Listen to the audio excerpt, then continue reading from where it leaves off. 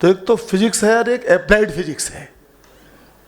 सिद्धांत है, सिद्धांत का आविष्कार होता है, उसको अनुसंधान के पश्चात स्थिर किया जाता है कि ये सिद्धांत है। और फिर इसको व्यावहारिक जगत में उसको उसकी परीक्षा होती है, उसको आजमाया जाता है। तो सनातन के संबंध में जो बात आदरणीय ज्वलन शास्त्री जी ने कही वो बिल्कुल यानी सत्य की कसौटी पर खरी है बिल्कुल।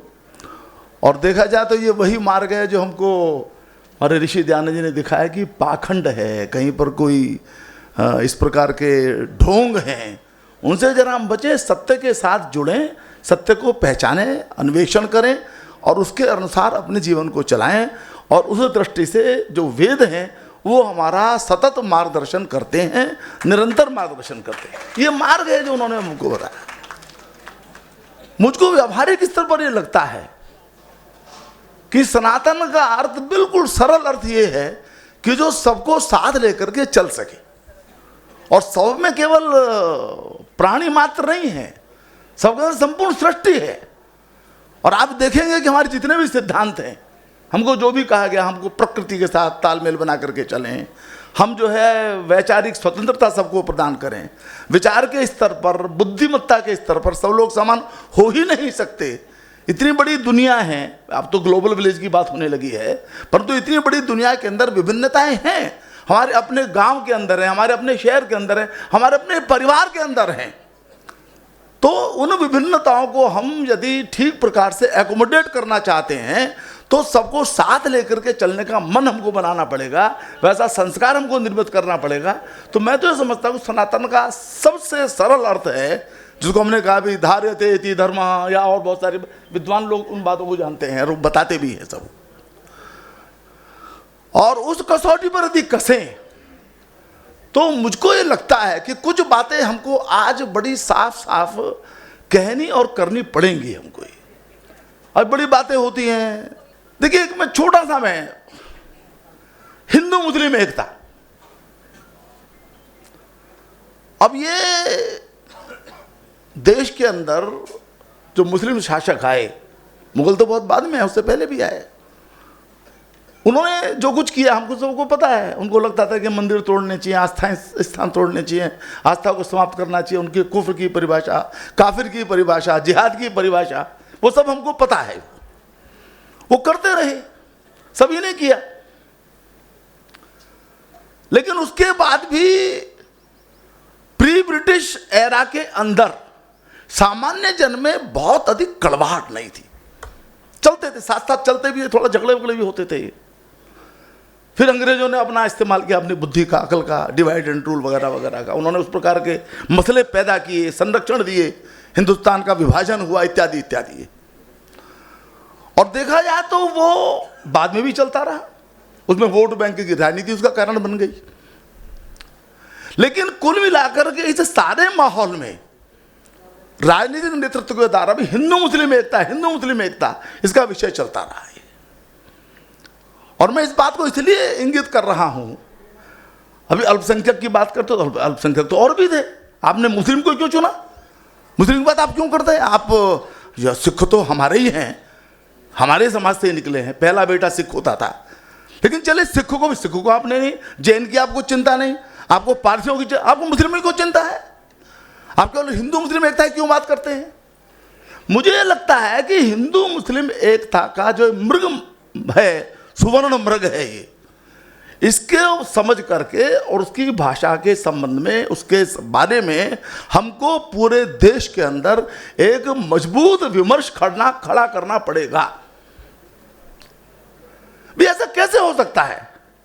चलिए हमने मान लिया कि भाई मंदिर तोड़े, हमने मान लिया कि हमारे धर्म स्थान तोड़े। अब वो आप जाते होंगे महरौली, जहाँ कुतुब मीनार के पास से मस्जिद बनी हुई है, नाम क्या है उसका? मस्जिद कुव्वतुल इस्लाम। अब जाइए, पत्थर लिखा, पत्थर पे लिखा हुआ है, मैं अपनी तरफ से नहीं बता रहा हूं।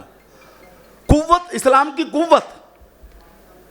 अब वो 24 मंदिर तोड़ ताड़ कर उसको बनाया गया, तो मस्जिद कुव्वतुल इस्लाम, ओके कर दिया किसी ने। परंतु यदि इस देश के अंदर सबको साथ लेकर के चलना है, यहाँ की सनातन परंपरा का अनुसरण करना है, तो इस प्रकार के काम करने वाले के साथ आप कैसे खड़े हो सकते हो?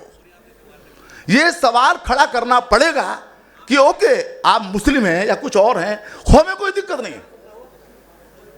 अभी कितनी स्पष्टता के साथ उन्होंने कहा कि भाई क्या है ये, कहीं स्नान करने से पाप धुल जाते हैं?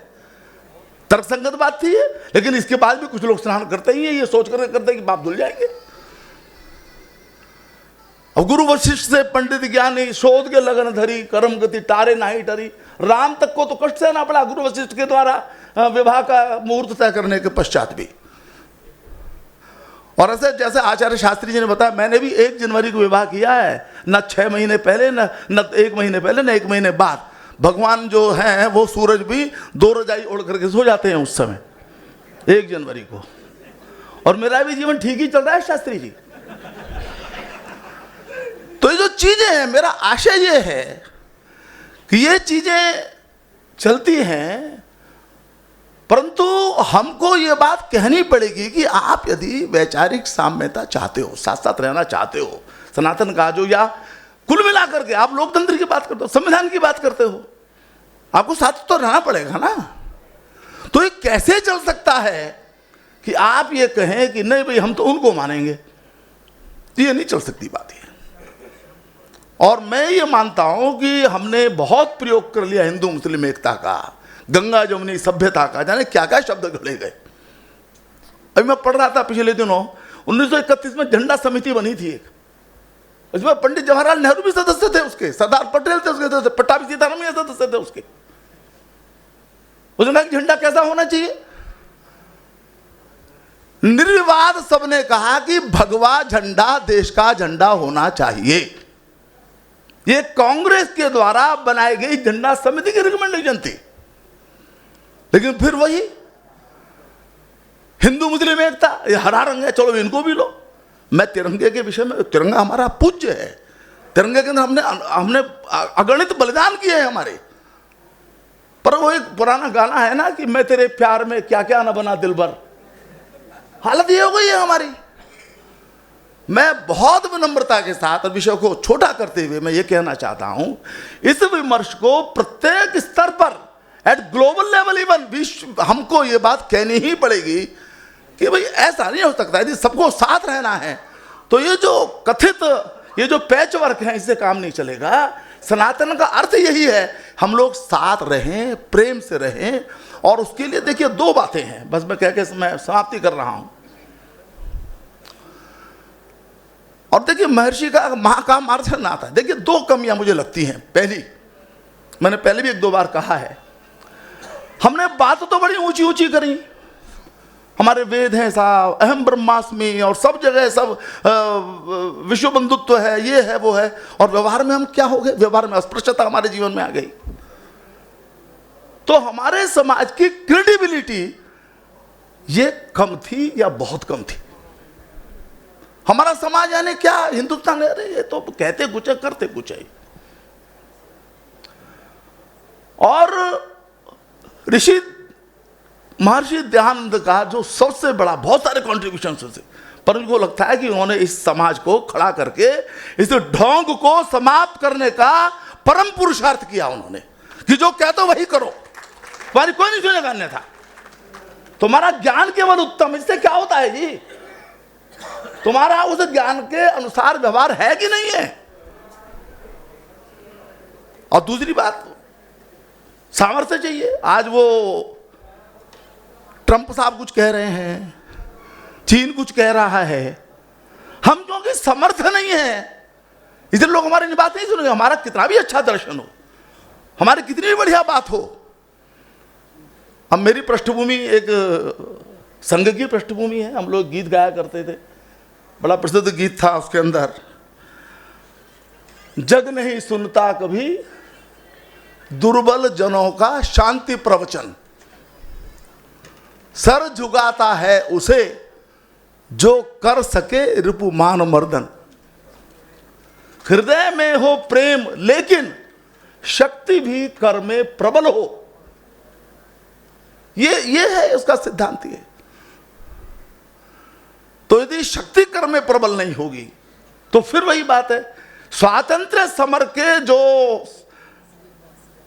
जो संदेश कहिए, प्रेरणा कीजिए, और इसी कारण से महर्षि ने किया, इसलिए तो पूरी की पूरी पीढ़ियां लगी आजादी की लड़ाई के अंदर। तो एक तरफ समाज के बीच का ढोंग दूर हो और दूसरी तरफ समाज अपने दम के आधार पर खड़े होकर के शक्ति संपन्न बने, हमारी बात दुनिया सुनेगी। परंतु ये तो हमें करना पड़ेगा ये। और मैं ऐसा समझता हूं कि सनातन की प्रतिष्ठा भाषणों से नहीं होने वाली है। तत्व तो चाहिए, परंतु तत्व के साथ साथ व्यवहार का जो बल है वो भी चाहिए। और मैं समझता हूं कि जो परंपरा हमारे महर्षि दयानंद जी ने हमको दी है, मैं बहुत बार कहा करता हूं कि अभी भी उनका आकलन ठीक से हम लोग कर नहीं पाए हैं। आकलन होना शुरू भी शायद अभी हुआ, पहले होता कहाँ था, तो अब शुरू हुआ है, होगा, जरूर होगा, और वही हमको मार्ग दिखाएगा। मैं बहुत बहुत इस पवित्र अनुष्ठान के लिए डॉक्टर वीरोत्तम तोमर जी का, उनके सारे परिवार का मैं अभिनंदन करता हूं। और पूज्य स्वामी पूर्णानंद जी महाराज, माने जो हमारे, ऐसा लगता है कि हमारे दादाजी तो थे ही, वैसे भी दादाजी थे, और हमारे बीच में रह करके उन्होंने हमको रास्ता दिखाया। उनको मैं बहुत आदर के साथ श्रद्धांजलि अर्पित करता हूँ। बहुत बहुत धन्यवाद। जय हिंद, जय भारत।